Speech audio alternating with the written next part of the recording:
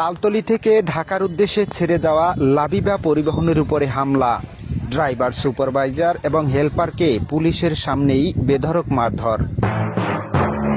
স্থানীয় সূত্রে জানা গেছে, আজ ৬ জুলাই বাসটি তালতলী থেকে ছেড়ে যখন টর্কি পর্যন্ত যায় তখন রাস্তায় বৃষ্টিতে পানি জমে থাকা পানি স্থানীয় বিএমপি নেতাকর্মীদের গায়ে ছিটকে গেলে স্থানীয় বিএমপি নেতাকর্মীরা ক্ষিপ্ত হয়ে বাসের ড্রাইভার এবং সুপারভাইজার হেলপারকে বেধড়ক মারধর করে।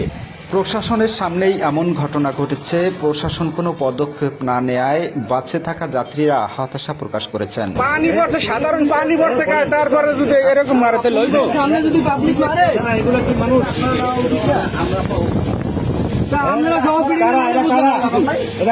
থানায় ফোন করতে পারেন না আপনারা? আমরা হাইওয়ে পুলিশ থানায় ফোন দেন। না আপনাদের কি কোনো সামনে কেন মারলো? হ্যাঁ, ওদের ক্ষমতার চেয়ে মানে আপনাদের ক্ষমতার চেয়ে ওদের ক্ষমতা বেশি। ওদের ক্ষমতা বেশি আপনাদের চেয়ে। ওনাদের ক্ষমতাই বেশি ভাই। কেমনে ভাই? ভাই একটা প্রশাসন, তাদের বাড়ি তো এখানে না, তাদের বাড়ি দূরে,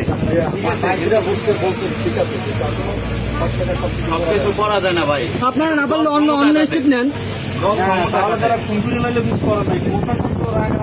আপনি দেখেন, তাহলে তো বাংলাদেশে তাহলে তো আমাদের রাখাই উচিত না। পুলিশ লাগে না তো কি করে? ভাই আমাদের একটা ফয়সালা দেন। না ভাই পারবে না। অন্য স্টেপ নেই। কি একটা অবস্থা ভাই এলাকার লোক।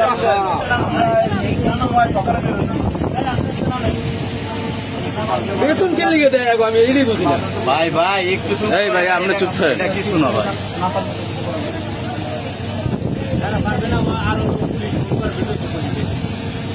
আপনাদের ক্ষমতার চেয়ে ওদের ক্ষমতা বেশি। ওদের ক্ষমতা বেশি আপনাদের চেয়ে। ওনাদের ক্ষমতাই বেশি ভাই। কেমনে ভাই? ভাই একটা প্রশাসন, তাদের বাড়ি তো এখানে না, তাদের বাড়ি দূরে, সবকিছু করা যায় না ভাই। আপনারা না পারলে অন্য স্টেপ নেন। আপনি দেখেন, তাহলে তো বাংলাদেশের তাহলে তো আমাদের রাখাই উচিত না। পুলিশ লাগে না তো কি করে? ভাই আপনারা একটু চুপ করুন ভাই। ভাই আমাদের একটা ফয়সালা দেন। না ভাই পারবে না।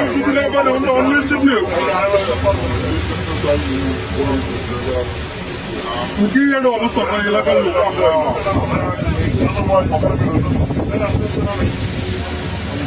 বেতন কে লিখে দেয় আমি এই বুঝি না। ভাই একটু চুপ, ভাই আপনি চুপ থাকেন, এটা কিছু না ভাই।